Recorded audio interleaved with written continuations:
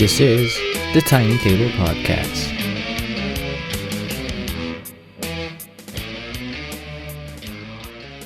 This is the Tiny Table Podcast. Welcome, ladies and gentlemen, to episode number 5. So, we're again coming in from Baguio City, pero yung ating guest is all the way in the lowlands, in the plains, in the farmlands of Central Luzon. Uh, ito po ay isang online recording ngayon. We're not face-to-face dahil sa COVID-19, dahil na rin sa bagyong paparating dito sa Baguio. Yan, ano bang tawag nila doon? Alliteration, onomatopoeia, ano bang tawag sa mga ganong klaseng statements. Pero our guest for today is a creative from Angeles City, pero he spent time in Baguio City as a fine arts graduate. He's also the proud owner of the YouTube channel Good Morning Show, which is incidentally also a musical endeavor.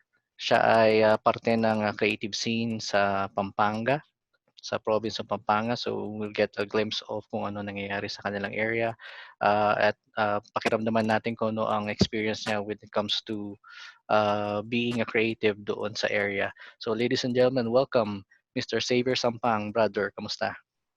Hello. Welcome to all listeners. Thanks Palakpak. for having me. Hindi ko alam na may live audience pala tayo dyan. May palakpak. Yeah, so kamusta naman brother? Kamusta dyan sa Pampanga? Ito, maulan na. Maulan na rin. Oo. Sana hindi na lumakas. Wala kaming bubong ngayon. So, What? sa likod ko.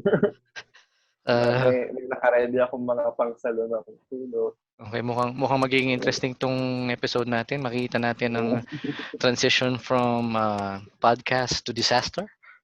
By the edge of crisis. Tigil natin kung ano mangyari. Pero ano bang pinagkakaabalahan mo right now, Brad, habang quarantine tayo? Habang naka-quarantine or professionally, may pasok pa rin ako. May natrabaho pa rin kami. Creatively, personally, ayun nga, nabanggit mo, kaka-release ko lang ng music from my Good Morning Show project. Ayun, preventing spills from the rooftop. Yun to ba ang inspiration nung title ng album? So ladies and gentlemen pala, bago natin makalimutan, si Xave ay mayroong kare-release lang na album under the Good Morning Show. Ano ba to? Group? Identity? What do we call that? Identity, parang nom de guerre. Kasi solo ito. Ito ay isang solo project mo, tama? Solo lang siya. So although gusto kong magkaroon ng collaborator. Mamaya mag-invite tayo ng mga tao when once they hear this. So si Xave, let's call him Xave na lang, release the Shallow Pool. Tama ba? Shallow Pool album under Good Morning Show. Nasa Spotify na po. Spotify na ba? Tama ba? Spotify. Nasa Spotify, nasa SoundCloud yung kanyang album. So this is a solo project. At gaano katagal mo na bang ginagawa tong music for this? Yung Shallow Pool, ano pa to? Last summer? Yeah, last year. Last year pa. Last year pa. Ganun siya katagal. Okay. So ano naman ang naging inspiration nung the whole thing? Baka meron kang general or parang major idea nung buong album. Yung talaga niya, yung theme niya talaga about the competitive nature of yung pumapasok na competitive nature sa art, sa music, and the joys of staying at home lang. Kasi ang nito talaga yung nauso na yung hustle, di ba yun? Yung maraming creatives ang talking about the art of the hustle, yung di ba? The grind, hustle, and victim din ako noon. Kasalanan din ng kasalanan din ng Baguio ba't ako naging competitive Whoa, bigla. whoa. Oh, kasalanan niyo. Okay. Sige. And ayun, uh,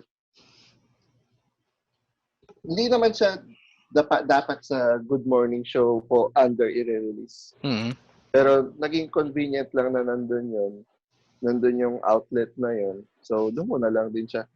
Pero whatever name naman, it was supposed to be about the same thing na staying at home. Kaya din shallow pool. Kasi yung, lalo na sa music, hindi ka naman sa ngayon, hopefully, hindi ka nila i-consider successful kung wala ka sa Manila, ganon. Okay. So, Okay. Para siyang ano ba, tama bang pagkakaintindi ko? Para siyang riff with the idea of a small pond, shallow pool. Yun ba? Okay. Tama, nakuha mo. Ayun, sakto, bumili ako ng swimming pool. So, parang ano na to, metaphor for what I'm feeling. Okay. Pero hindi din naman siya, ito yung isang winori na maging isipin na insulto siya dun sa local scene or sa mga kasama ko dito sa Pampanga na creatives. Para ano lang naman siya, personal feeling lang naman. It's not a description mo nung buong scene kasi nga parte ka nung scene and a lot of people are in it and trying to, sabi mo, grind it out sa scene na yun. Pero ano lang, pakiramdam mo lang to, it's a personal idea. Tama? Ano lang siya din, hindi lang din sa yung kaya ang nakikita kong all-encompassing feeling nito ay yung kung hindi ka magmamanila in general na ang lumabas ka naman sa comfort zone mo from the province, from Baguio. Mag-Manila ka kung gusto mo maging competitive, quote-unquote. Pero ayun, I'm resisting that urge din. Yung paniniwala ko kasi doon is kung if change is inevitable, then the strongest thing you can do is to resist change. We're becoming philosophical dito over an album. Over an album na pag nakita mo yung photo is kind of cute. Yung album cover.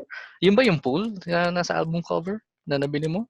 Yun yung pool mismo. So that is, aso mo yun? Tama? Oo. Okay. Okay, we will share yung yung background kasi. Bahay nyo? May gulong, gano'n. Hindi, mas hardcore. Alawang. Mas hardcore sana. Makita mo yung realities ng shallow existence ng shallow pool. Lightheartedness naman.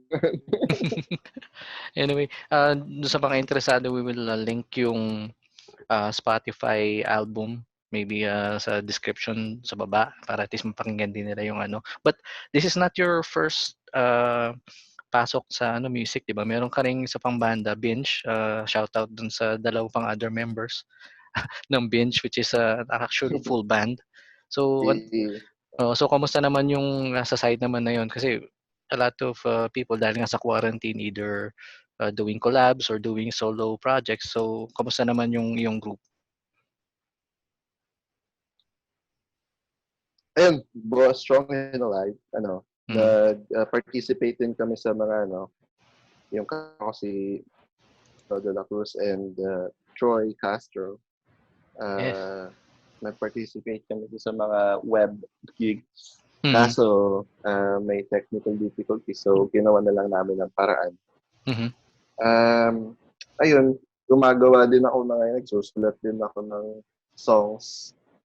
Yung lang talaga ngayon is how to figure out kung para ba sa Binge yun o para sa Good Morning Show or something else. Ito na yung mga problema ng creatives. Very productive naman.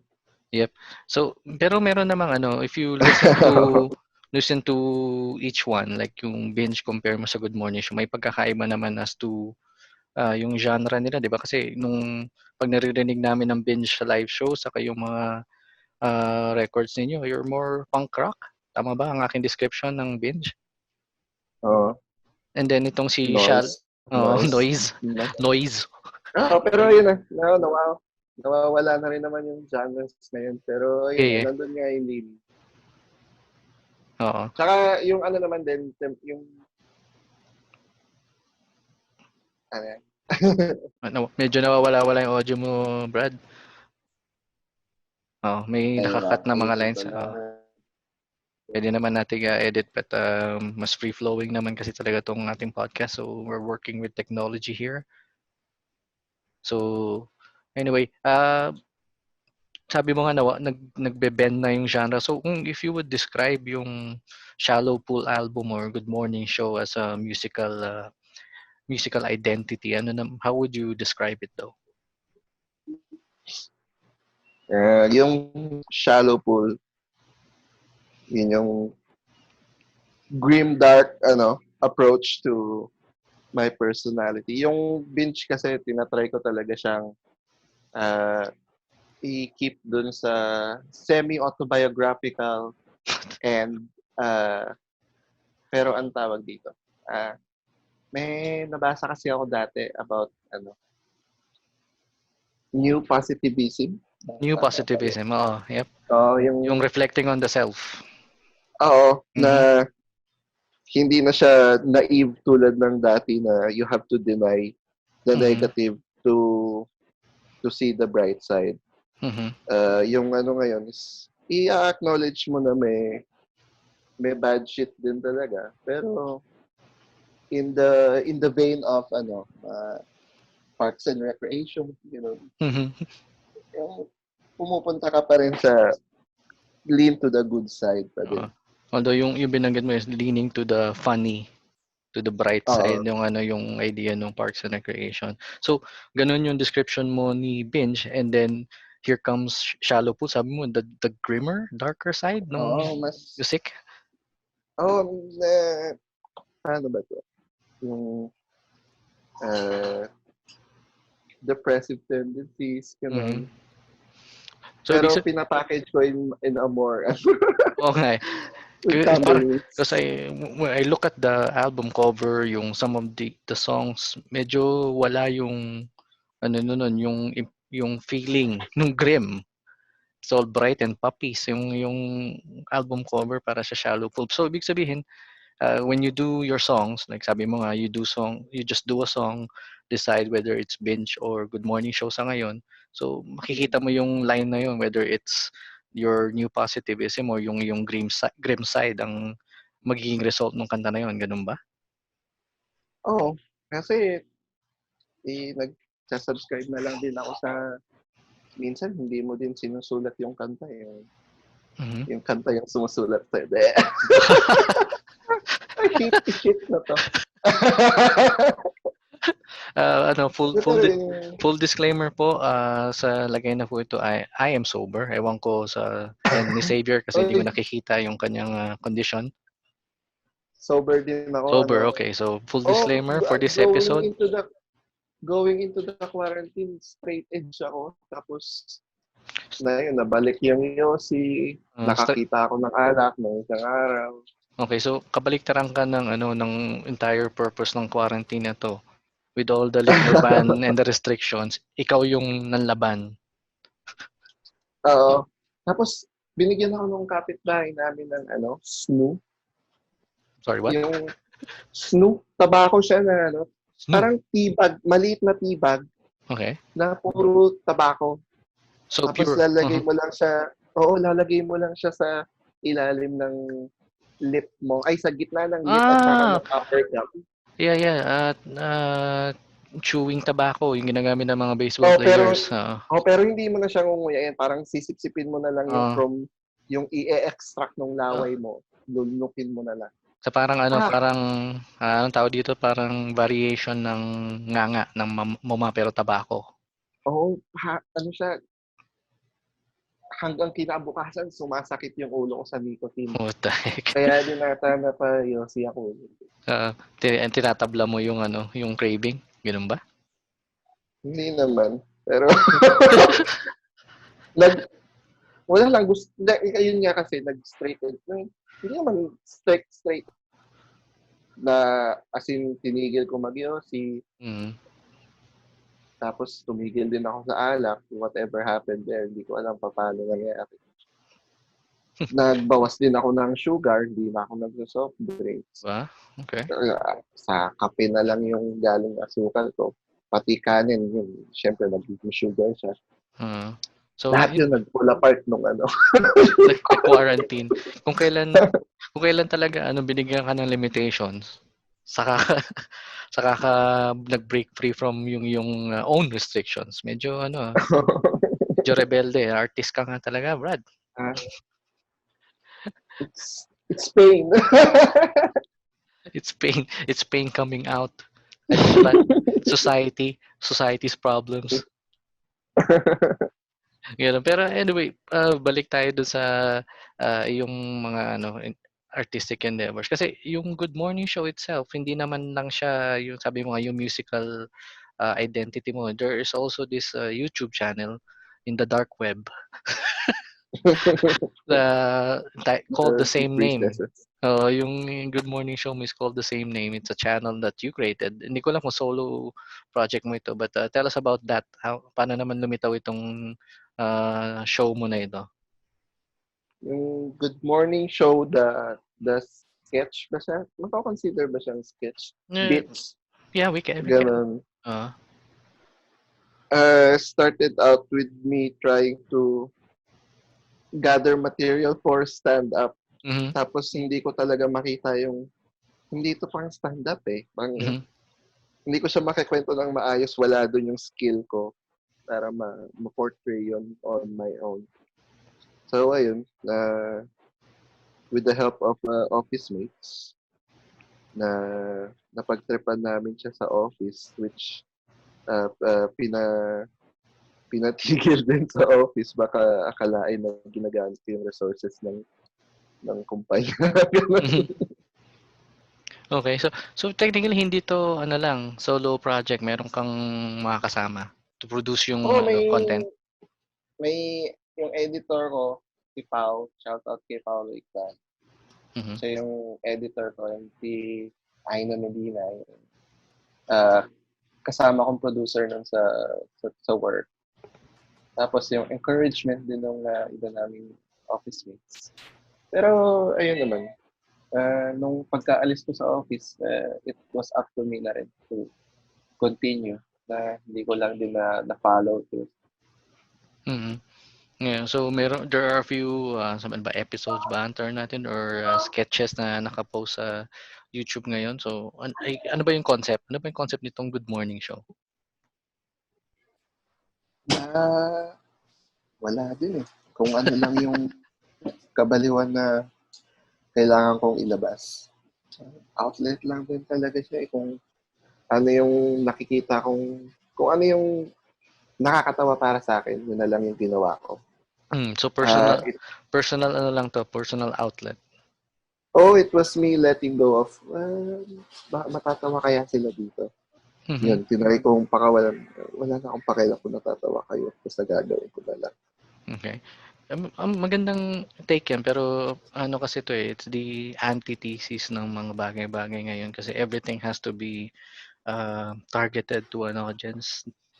Nakikita mo rin ba yung part of the hustle na yun? Oo.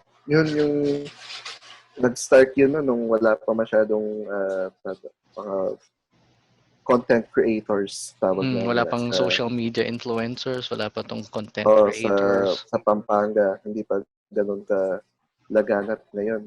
Ang dami na rin nila, which I'm happy for, na madami na rin sariling may local content creators na local din yung patronize. So, good for everyone. Okay. Pero, ayun, doon din siya nag-start. Tingin ko doon din nag-start na nawalan ako ng motivation ituloy eh. Nung naging mainstream. Sabihin na natin mainstream. Naging na siya na ang bati na lang sa akin is okay lang yung susunod na episode. and hindi naman sa you hated that? Ayaw mo ba ng following? Hindi naman sa resentment. Pero yung dagdag na pressure lang.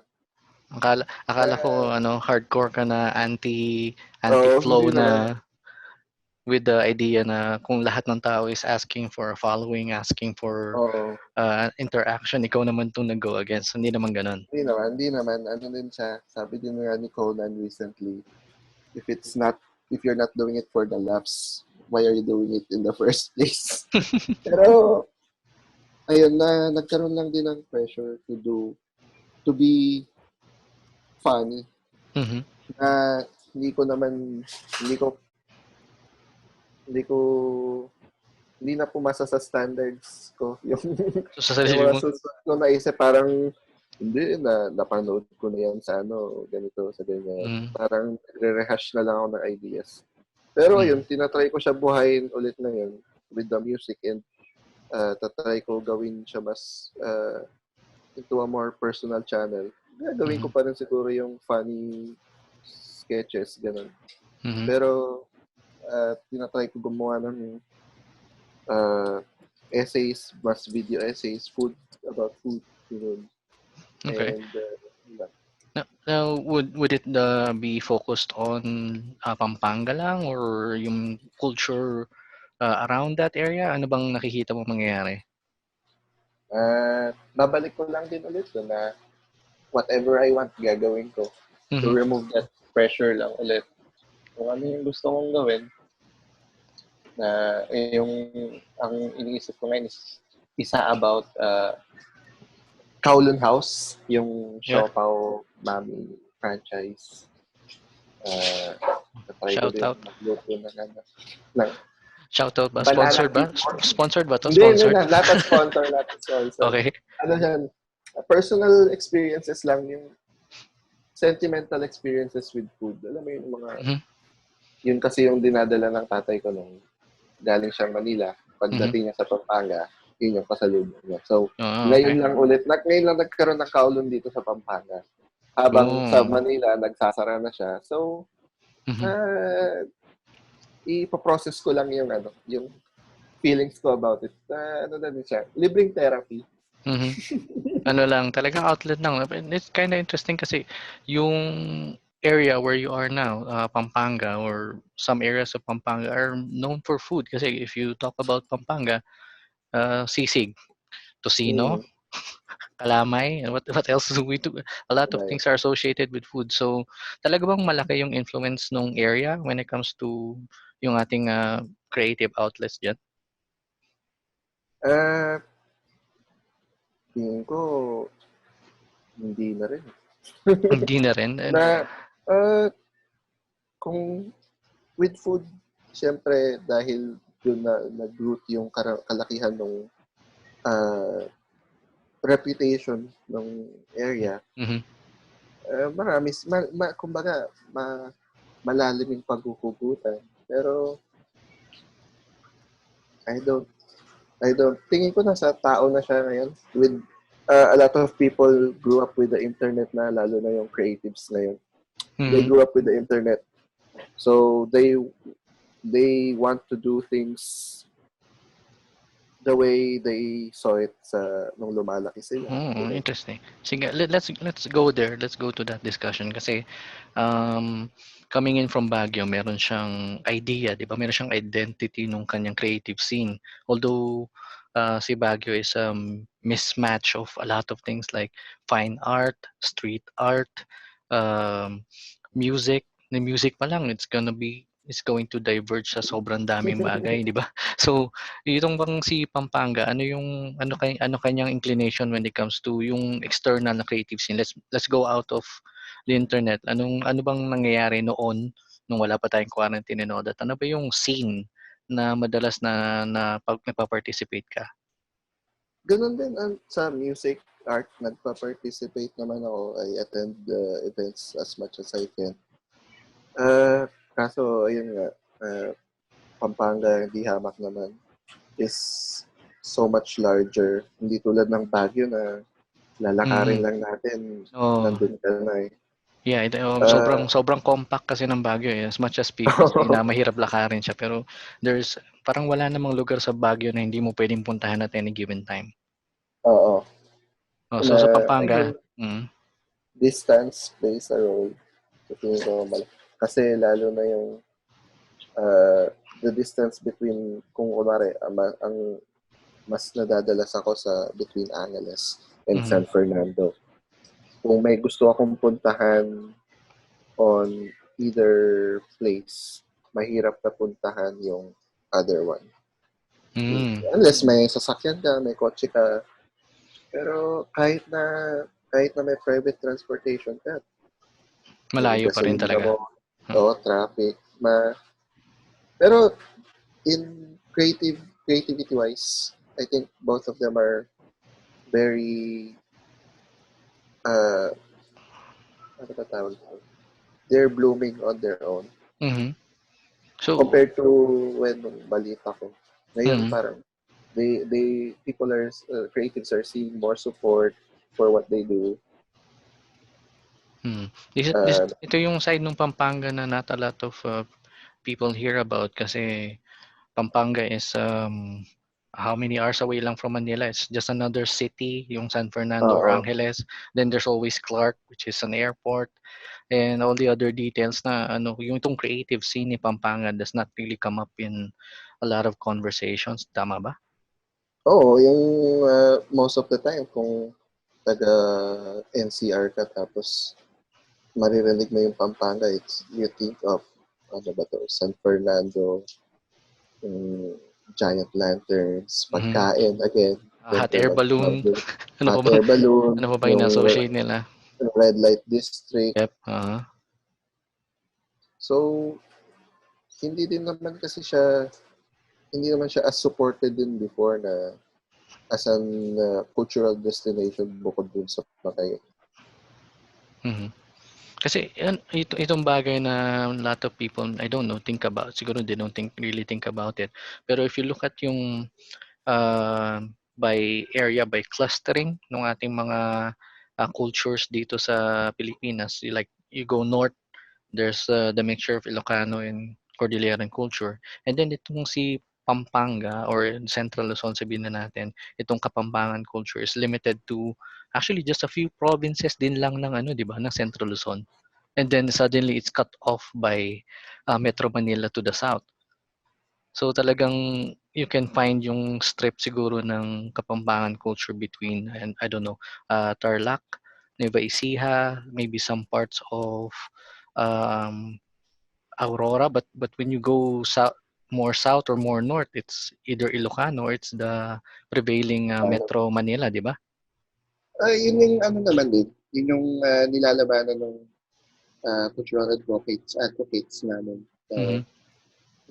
Pampanga used to be this big kingdom of from yun nga, Tarlac until Tondo, yung south Malampong kinaclaim. And then from the far parts of Zambales, then the ano ba to, bordering parts of Bataan and Zambales until Nueva Ecija. Pero ayun,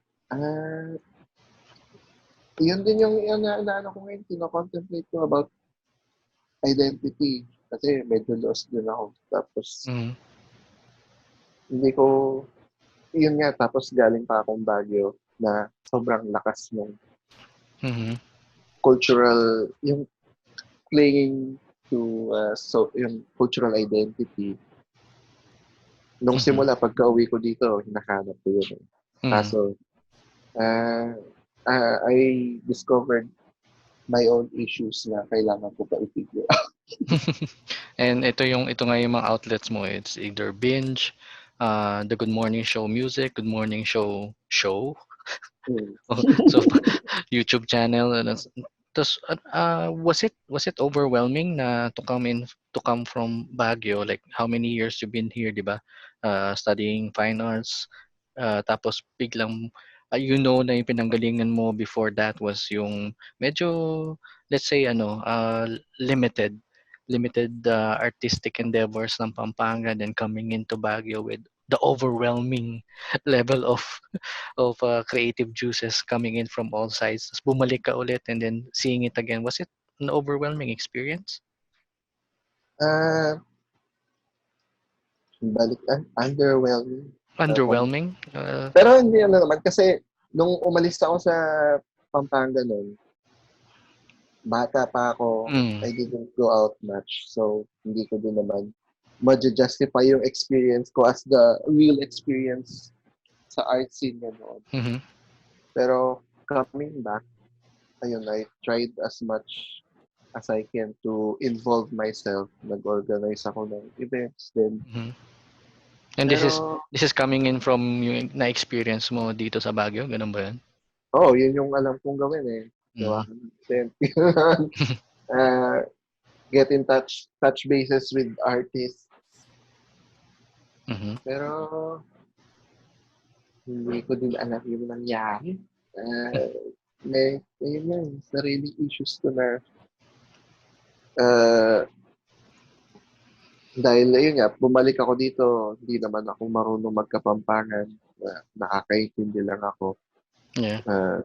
The local art scene na nag-champion ng Kapampangan identity. Mhm. Siyempre, gusto nila matuto ka ng Kapampangan. Mhm. Kaya natuto naman ako. Pero may sarili din, may sarili schools of thought na Mhm. I think yun din yung maganda na nagde-develop. People are working on it. Mhm. Kaso, ayun nga, Oo nga 'no, may sarili.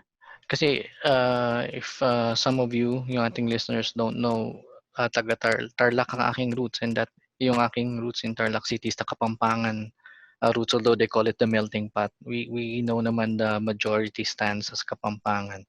And then this is the same idea coming into Baguio with noong ako ay younger in Tarlac. Wala rin naman yung ganong klaseng level of creativity, sabihin na natin, or hindi siya litaw, hindi siya angat within the culture nung city itself.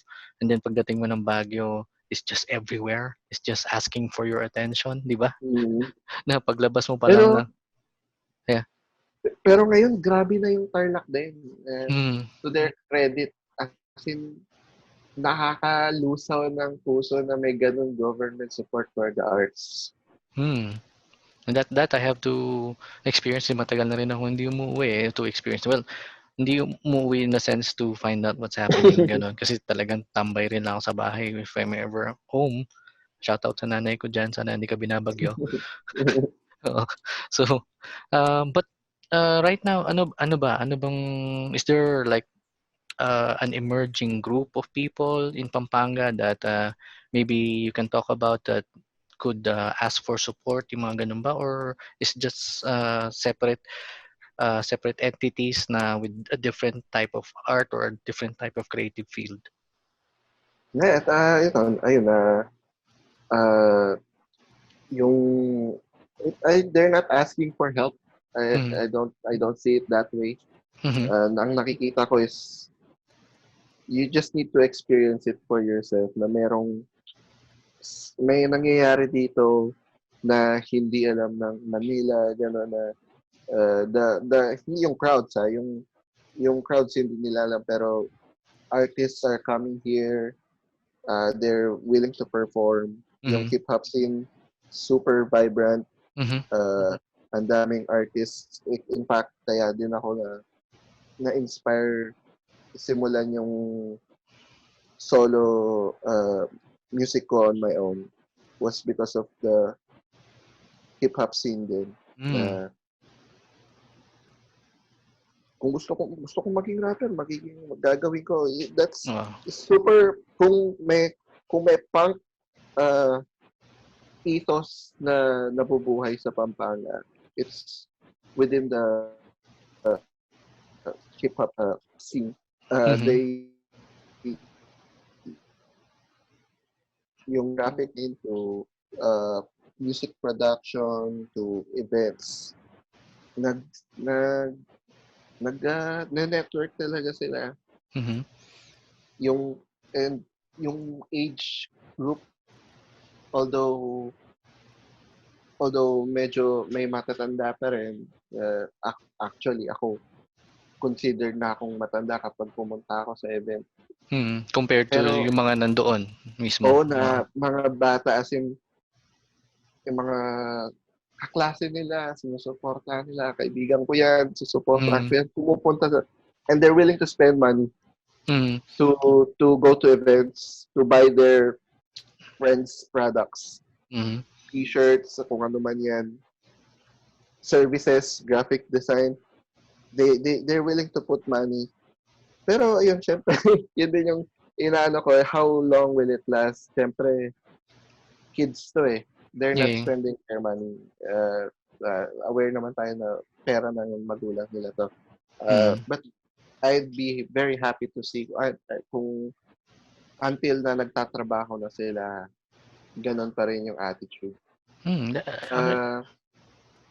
Marami ding local artists na nagre-release na ng sarili nila kasi equipment is super cheap these days. Mm. So, hindi naman super cheap, it's Yeah, affordable na mga affordable supply compared na. noon, compared noon, yeah. Well, Ayun, yung, sige. sige, go ahead lang, sige lang. Yun yung, tapos yung band scene din, yung metal scene, of course, metal is always alive. Hardcore is always alive. Pinaka-loyal na fans yan. Yeah, I think anywhere naman kasi if there is a scene or a genre that really gets old, alam mo, nagsusurvive when it comes to by age, I think it's the metal scene. Di ba? May some kind of kapit din sila eh. No? Na even if, let's say, yung mga metal kids na nakasabayan natin noon dito sa Baguio, and then suddenly they're becoming older, they're still metal. Oo, they're still metal, pero you would see yung nakasabayan mo na going back to hip hop, some of them actually transition to something else when they become older, pero the metal kids are strong. Oo, metal pa rin, nakabarong lang. Or naka-office attire lang, but you would yeah, but you would know na pag dumating ang Pulp SummerSlam, they're there. Ito, may spending power na sila, like you said, it's their own money na. Ngayon na, pera na nila yan, not unlike when they were kids, surviving on allowances and savings para lang makapunta sa isang gig. But now, 5,000 pesos for Paul SummerSlam, let's go. Ganun na yung pakiramdam di ba? But let's go back to sa hip-hop scene kasi hip-hop, it's a very strong culture. Sabi natin culture dito sa Baguio City. Comparing the two, how do you see yung differences? Are there differences? Are there something the same? Ganon? Yun yung mahirap kasi hindi din naman ako na-immerse sa hip-hop culture sa kasi Baguio. Pero if you would look at yung hip-hop culture ng Baguio, I would say na noon they were more focused on yung gangsta level, yung gangster, di ba? Gangsta rap, yung influences nila was gang-based. Yeah. Pero yun, yung mga tumanda din naman, a lot of them naman nakaalis sa ganong mindset. Pero ayun pa rin, nakikita naman sa forma nila. Yeah, you will see pa rin outside nung sabi nga natin nung kanilang office attire and yung kanilang corporate look pag dating ng gabi when they're out of the office, nag-iiba, bumabalik. But ang tawag dito, the character. I mean, kasi gangster rap is literally built up on angst, di ba? On angst, on going against another group or another gang as they call it. Pero dyan ba sa Pampanga, what is yung emerging na na parang identity ng hip hop? It's very much the younger version of hip hop we see today. Yung are we less talking about constrained with the genre. Nagsimula din sa, I think, started with the trap influences din. Yeah, yun nga yung, I think that's yung lo-fi trip. Ganyan na idea na you're mixing hip-hop with jazz, with piano, ganun, keeping it light. Ganun ba? Ganun ba ang pakiramdam ng hip-hop dyan? Oo. May ganong artist pa rin. May lalo pag lovey-dovey songs, ganong beat yung kukunin nila. Pero ano ko ba, ang hirap na i-encapsulate, ang hirap na i-generalize kasi yung scene ngayon, basta ito tayo, hindi nila i-restrict yung genre mo. So Oh, parang ano lang, parang you're in this Venn diagram cluster lang ng hip hop. Parang ganun ba? oo, kapag pumunta ka sa hip-hop event, nandun na, merong R&B, Mm. rap, meron pa rin, makikita mo pa rin yung mga pinalaki sa gangsta rap. Mm. Ano ba 'yan? Na makikita mo din yung mga bata na yung iba na yung forma nila ngayon, di ba? Yung Yeah, oo. nakapain na, gano'n. Oo, yung Pero, medyo malinis na itsura pero hip hop, malinis ganyan. yung itsura, yung naka-undercut, Yeah, naka-shades yeah. na yung bilog. Oo. Well, hindi na kasi natin 'to hindi na natin 'to generation ng mga bata kasi Oo, pero yung sa events din ngayon, event talaga siya eh. They dress up. Yeah, And, which I see rin dito sa Baguio when they come together. Ang isang emerging na nakikita ko dito is yung mga I don't know how you would call it, pero yung mga street dance gatherings lang, like yung boombox, bumabalik yung boombox in the guise of a Bluetooth speaker. Ganun yung tas, and then they just lalatag lang ng isang area for breakdance, b-boy and all that. But they're dressed up. You see oh, the brands. Ganun naman oh, di ba? grabe. Talaga nila yun, yun yung hindi ko din na late ko lang na-appreciate yung going out and presenting yourself in In may character. persona may character eh. Oh, may character. Buti nga nag-die down itong hype beast. Hindi hype beast concept, pero hindi pa nga siya yung coming in from the original hype beast talaga na really looking at yung high-end brands buying the limited stuff. Yung hype Mm. beast lang na just going with the flow, na basta makitang naka anti-social club shirt ka magsama-sama tayong pare-parehong shirt. 'Di ba? But this time yung fashion ng mga bata is really really trying to imbibe a culture na Oo, gusto may nilang makasama. ina-absorb sila Mm. Kasi nakakatawa noon nung if we go back to yung mga inabutan din nating scenes dito sa Baguio. Although you would know kung kaninong scene or grupo ang isang taong makita mo sa isang gig and all that, but you come as you are 'di ba? Oo, tsaka I think din, iba na yung nasa age na tayo din nung you see someone different and wala na yung urge to hate on them. I think that's it Tangina nito, dadamit-damit ka pa dyan eh. Yeah, meron din nga. Actually, meron nga yung idea rin na if you parang ano ba, go too much, parang masyado kang mag-focus sa idea na yun na dapat kung ito ang itsura ko because this is the scene that I represent, mas lalo kang paalisin 'di ba? Pag sinagad mong emo ka, ikaw yung laughing stock minsan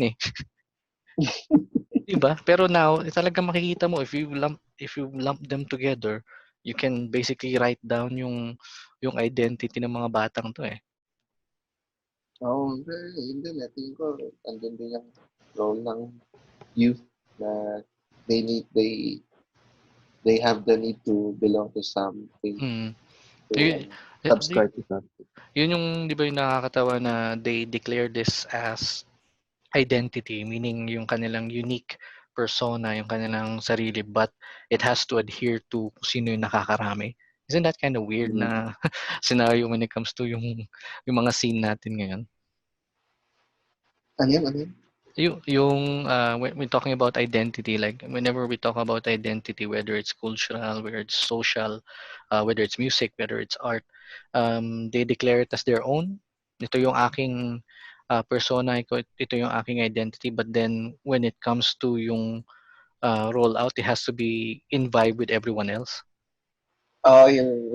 Di ba kakaiba? Kasi talagang kasi lumaki rin tayo dun sa, or nakita na experience natin yung generation ng mga artist na I don't give a fuck kung anong itsura ko. Oo. 'Di ba? Okay. Iba, it's kind of weird na makikita mo you're in between yung ganong generations of creatives now. Yun ang ano din na, yun yan na doon nanggaling tayo doon sa artist type na walang pakialam to Mm. artists ngayon na pinapackage talaga yung Mhm. sarili from kumbaga everyone's a marketing genius na Yeah, sa ganun sarili eh. Like everyone is just aiming to be that content creator, that social media Oo. star, parang ganun na. But everyone else is following the same formula. If it's a vlog, formula lang yan ni ang pangalan nito, um, YouTuber. If it's a streamer, it's going to be PewDiePie. Mm. they're, they're just following yung footsteps ng actually older generations who yung una nilang idea was to be themselves. Ito na ako eh, 'di ba? So Mm. nung ginawa nila yung kanilang own patterns, yung own behavior, bigla suddenly they're the mainstream. Sila na yung dapat mong sundan. So ito na Oo, yung nakikita natin like everyone is vlogging, come on.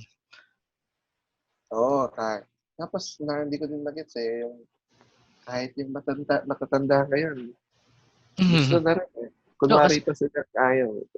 so funny story Brad na ano na experience ko diyan. I was one time na sa isang uh, condo complex ata ito.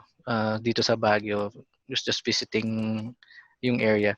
And then suddenly, syempre pa Airbnb and we have some tourists coming out nung uh, yung area. And then there's a father, may tatay na lumabas with his family.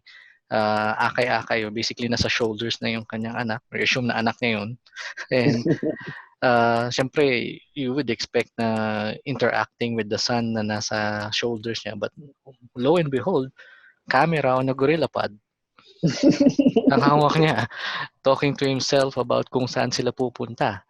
that, that very moment, not even caring na, well, baka mahulog yung anak ko. But I have to shoot this right now. Content din yun pag nahulog yung Yeah, yeah. Viral yun. That 1 minute na nag-i-intro siya and then mahuhulog yung anak niya, viral. That's going to go lagyan mo ng viral. ano, curb your enthusiasm.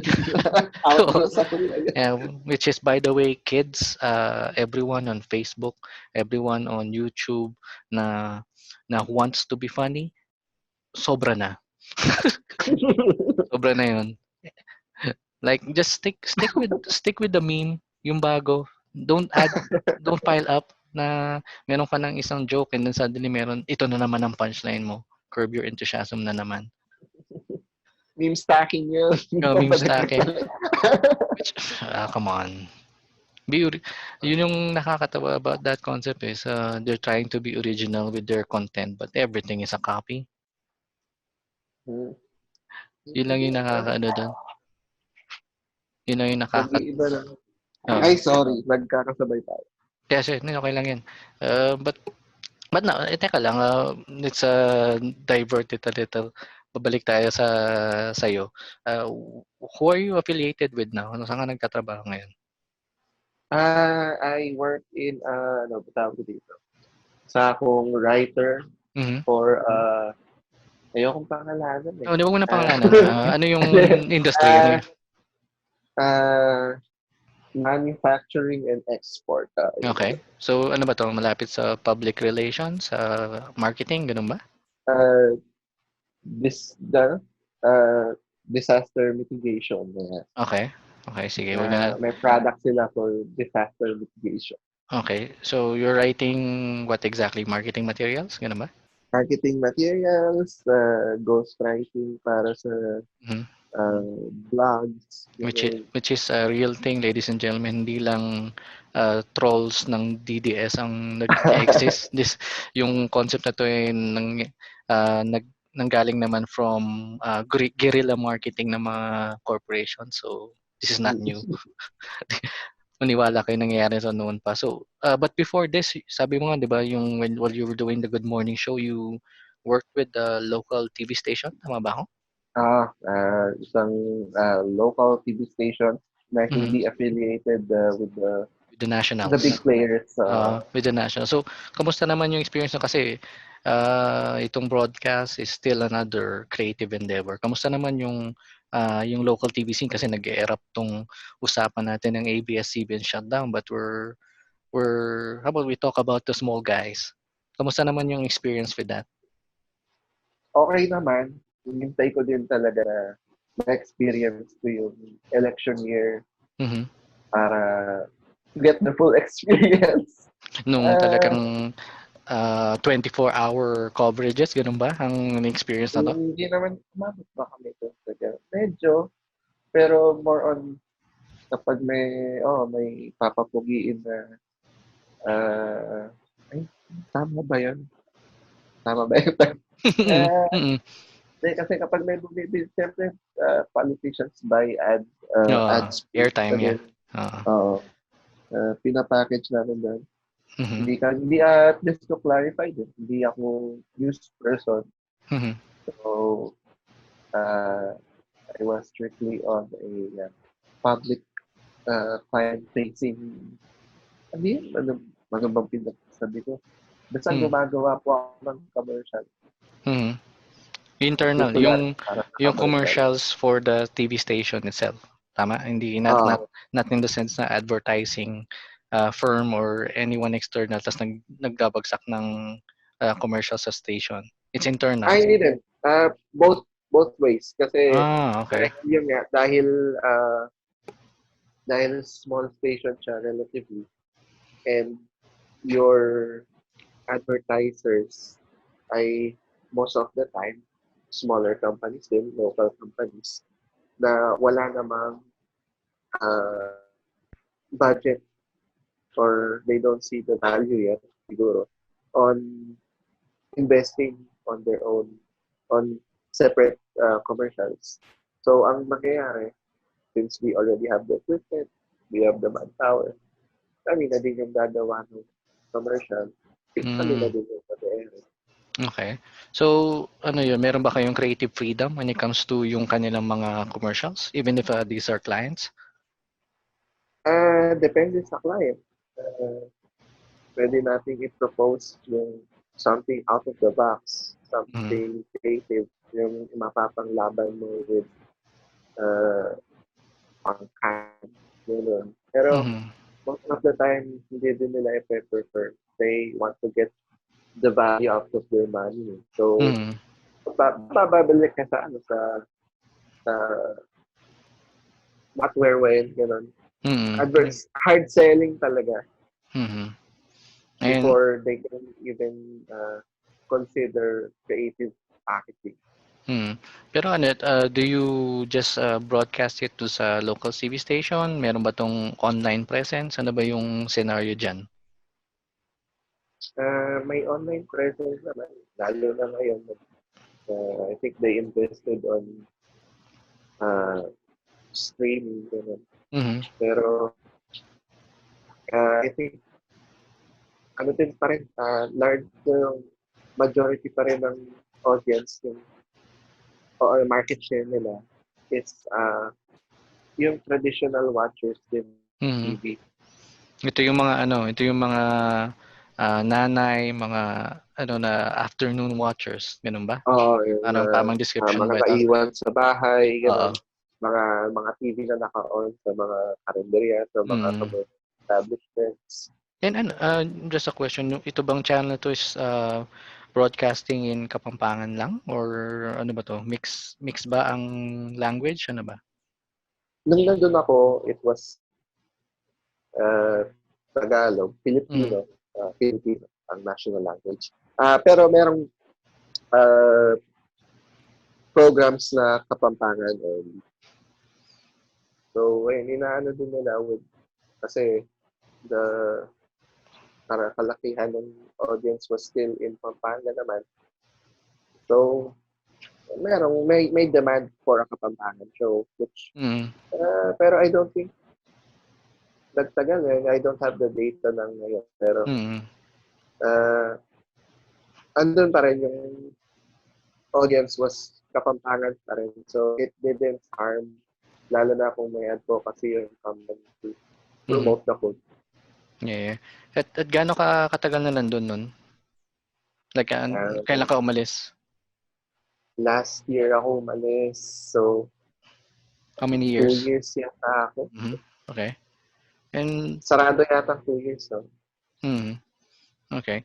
And anything na na-pick up mo from there? Like, sabi mo nga, you're not really a broadcast person. Anything na sa tingin mo worth it as a creative? Like, was it the inspiration for the Good Morning Show? Ano bang nakuha mo doon? Yung inspiration for Good Morning Show, hindi eh. Nandun na yung desire ko talaga magkaroon ng sariling ganong show, comedy. Lumaki ako watching Conan, Letterman, ganon. Oh, so talk shows. Tonight. Yeah. Yun yung influences ko. So, kung may comedy references ako, dun ko madalas una mapupunta eh. Pero, is it worth it going to local TV? Depends on... Oh, as an experience, kasi you were not really into yung line of work na yun eh, di ba? Beyond siguro yung creative field nung marketing and advertising, you're not really a broadcast person. Tama ba? Hindi yun yung inaral ko for college. Pero due to the writing experience dun sa TV, yun yung naging in ko dun sa work ko ngayon. Writing pa rin. To transition into yung private. Oo. Pero maganda yung experience. So, I don't think it's the same experience na makukuha mo sa working or interning for national TV. Dahil mas maliit siyang station, you got to see more. You had a hand on much more than you would have on national TV. Na kung PA ka lang. Nung nasa local TV ako, from time to time, you need to learn some other skill or another. Pero, I think, mahirap siya eh. Unless mas mag-invest din yung local businesses to advertising. And ito pa, unless we get better marketing data. Yun lang. Okay. Kasi ang pinagbabasehan na ngayon, parati, some sample size from NCR. Walang local data. Talagang... hindi siya nagta-translate properly to local audiences, lalo na kung mag-tailor ka din ng content mo for local audiences. Kaya tingin ko TV has a lot to learn from internet creators. I was just asking yung itong experience na to kasi if you would look at yung the Good Morning Show, it's face value, it's like a parody ng broadcast eh. Ako lang ba ang nakita nun, like sinadyang talagang low quality yung production, yung set itself, kung minsan hiniram lang na background ng station or kung tama ba ako, parang bodega yung background, and yung cliche ng coffee mug dahil ito ay morning show and all that. Even yung intro itself is an extreme parody kung how it's done sa broadcast. I'm actually surprised hindi ka talaga hinabol nung station. No, technically nga kasi kung ano yun, I think may pwede din lang i-claim na because it was done on company time. Ano sila may habol sila. Technically, kung base natin sa legalities. Pero, yung sinasabi mong bodega, kwarto ko yun. Sorry, Brad. Yes, yun yung nililinis ko. Yung nililinis mo, yung may tambak sa likod, tas may sewing machine ba? Sometimes I see a sewing machine. Kung mga boxes. Oo. Kwarto ko yun. Eh, if ano lang, if hindi naman, kasi wala na tayong magagawa with that matter. Kasi parang nagulat lang ako na hindi siya pinick up ng station. Just keeping it Ah, alive as an online show. yun, actually, hindi. Napag-usapan nila. Mm. Oh, so you I don't, na-propose hindi mo ko rin alam. siya? Oo. Hindi ako yung nag-propose, pero, gino-joke ako, pero mahina ako tumingin sa cast. Kaya hindi ko alam kung seryoso ba sila. Oo. Pero, Tinatry lang uh, nila yung idea, parang ganun oh, ba? I don't know, pero, hindi din tingin ko yung humor din wasn't, Hindi ba uh, akma? Hindi siya hindi naka-tailor siya, dun sa station? mm, ano ba to? Uh, the higher ups were, traditional, din sila eh. Mm. So, nandun pa sila sa TV is sacred eh. Hindi Mhm. yung broadcasting is sacred. Oo, yun yung Ngayon, journalistic values, yung oo, pure yung journalistic. journalistic value. Oo. Is this the quality you would like to show na Mm. produce na hindi mako-consider, I don't think mako-consider yung comedic purpose niya. Mm. Pero yung din naman, yung pagka-low-fi, pagka-low-brow ng Good Morning Show, yung sinadya din namin talaga yan. Mm. Sabi ko, Nasanay kami, being, gumagawa kami ng commercial. So, as much as possible, the best shots, the the best beautiful. editing. Oo. Yung Yung pogi shots. yung sharp, Oo. dapat yung transitions and all that. Continuity, Mhm. color grading. Yung font selection mo, ganyan. Yep. So, And everything. binaliktad. Doon na, binaliktad na lang namin, lalo doon sa editor, sabi ko, kung ano yung pinakapangit na kaya mong gawin, yun yung gawin. Kasi parang, I think, kaya natuwa din siya doon eh, dahil, Against yung current niyang trabaho basically. Parang something realista eh. absolutely different. Parang ganun yung Oo. idea. Oo. Hindi mo yun, wala na naman yung pressure. Mm. Yung, wala yung restraints ng broadcasting code. Hindi naman natin ito papalabas sa TV, hindi natin kailangan Mhm. sumunod sa, ano ba yun, sa KBP o Wala namang titingin over that. uh, Yeah, okay. And ito kasi ano rin it's an emerging concept dito sa podcast. Whenever we talk to creatives na katulad mo, like most of the creatives we talk to, sila yung part-timers or hobbyists in some level, kasi a lot of them don't really earn money from yung creative side ng kanilang mga buhay. So how is it na ngayon you're working with a private firm, sabihin na natin, marketing for a private firm, and then you're mixing in itong mga creative outputs mo? Any level of advice sa mga tao who want to follow yung gantong setup? yan, madalas ko pag-isipan yan. Mhm. Kasi, I'm a firm believer of not doing it full-time. Mhm. I think, kasi ako, the the full-time job, the day job, keeps me on my toes pagdating sa creative side. And Mhm. the creative side, that's the same for The job. the job, the day job. Kasi, ayun din, tingin ko, yun din siguro, flaw din siya. Magiging, ma-perceive siya as a flaw for future creatives. Pero yung, ayun nga, papasok na naman yung hustle, yung Mm. grind. But I think yun yung yung what we were talking at the very beginning, na it shouldn't be a hustle. It shouldn't be something na talagang paghihirapan mo, kasi we're always talking about that when it comes to passion projects, 'di ba?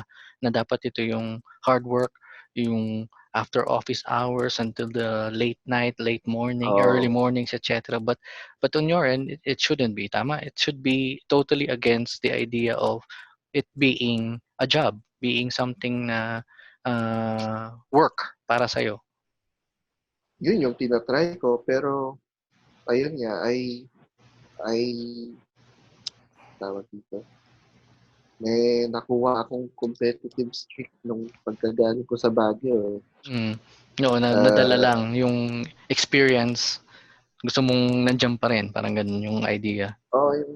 you have to be the best. Hindi siya competition, pero you have to be the best. Help. Ano siya? Kasi yung kung gusto mo din siya maging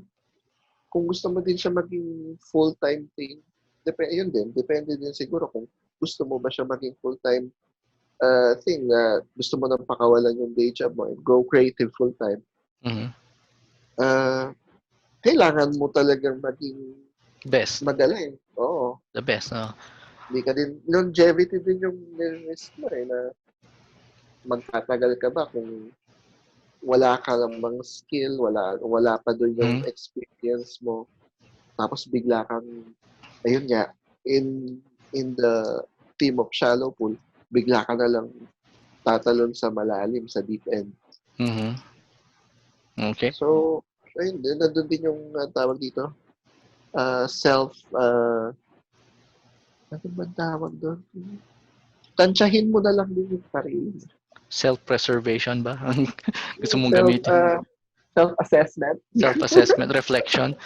Well, Oo. yung binabanggit mong mga ideas, I always go back whenever some people na nagtatanong sa akin about uh, not liking their jobs, about thinking of doing yun nga, passion projects na idea. I always go back to kay Alan Watts yung kanyang small snippet of what do you desire. Oo, If anyone's, di money ba? was no object. Yeah, so if anyone listening na nandoon sa scenario na yun of thinking about changing everything and just doing what they love, yung mga ganong idea, I suggest you go to look for Alan Watts, whatever version, yung actual na yung kinukwento. There's a comic version, there's yung mga video essay version nito, but search for Alan Watts and then what do you desire, and then contemplate on the idea kung talaga bang kaya mong tapatan yung concept na yun. Meron din, shoutout ko lang. Mm. What do you desire? Sentiments of Phoenix. Mm-hmm. Alan Watts yung Oh, yeah. Shout. music, Oh, sa mga hindi nakakilala, Sentiments of a Phoenix is another Kapampangan band. Let's call them Kapampangan kasi taga dyan sila, but not really singing in Kapampangan as a language. Pero what they do is prog ba? We call it progressive music. I think post-rock na yung tawag nila ngayon. Okay, so co-struck, and then rather than having someone singing yung song, they play back speeches, essays, or of people, katulad yung sa mo, Alan Watts, in the background with their music. Tama? Ganun yung concept nila eh. Oo. So yun. So look for them, Sentiments of a Phoenix. Tama ba? Sentiments of a tama. Sentiments of a Phoenix. I think meron silang music na naka-upload na sa Spotify, if I'm not mistaken. Sa YouTube. Sa YouTube lang.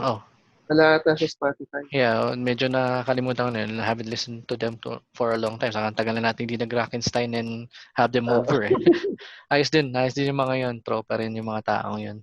But you see na yung idea nga, balik tayo dun, yung idea na giving it all up for something that you want, not practical in this time kung saan economies are failing, but possible if you really think na yun ang gusto mong gawin. So reflect on that, mga listeners natin dyan who wants to be in the creative field lang talaga, just giving up yung kanilang coat and tie or polo and tie, blazer and skirt for our polo barong or any of that, but try to take a listen at what do you desire ni Alan was, and see how you feel about it. So I think we're in the hour limit, pero Brad, any last words or anything that you want to promote to our listeners? Ayun, Good Morning Show on all social media platforms. Good Morning Show on Spotify. Mm-hmm. So dalawang magkaibang bagay po yun. Good Morning Show, the channel basically, yung sketch channel, and then Good Morning Show, the musical project, The musical. the musical. Ganda pa rin doon Music Well, as pero a same ano lang naman sila, the same same channel thing. lang sila nilagay, oo. Okay, it's the same thing. So the Good Morning Show was a creative project basically. Sabihin na natin. Tapos sa Facebook, Binge Pampanga. Binge Pampanga. Binge. Hindi po siya binge. It's Mm. binge. Okay, so it's binge as what you do with Netflix. So, anything else? Yun naman na. Okay. So, lahat nung pinomote ni Save, ilalagay natin yung links below para lang madali na siyang hanapin. But anyway, maraming salamat, Brad. Maraming salamat. Thanks for having me. Yes, so ito naman ay naudyok lang naman tayo sa isang Zoom meeting to do this, pero na-realize ko why not. Ganun din lang naman, wala naman akong matagal na akong hindi naglalabas ng episode. But anyway, thank you for your time, Save, and I hope mag-prosper ang creative industry ng Pampanga, and we hope to see you there, siguro. See each other kapag wala na, natapos ng lahat ito. Oo. Kung matatapos ang lahat ng ito. Heck. Anyways, guys, that is it for our episode of the Tiny Table Podcast. Always keep your ideas big, but your egos tiny. Ingat kayo dyan, my friends.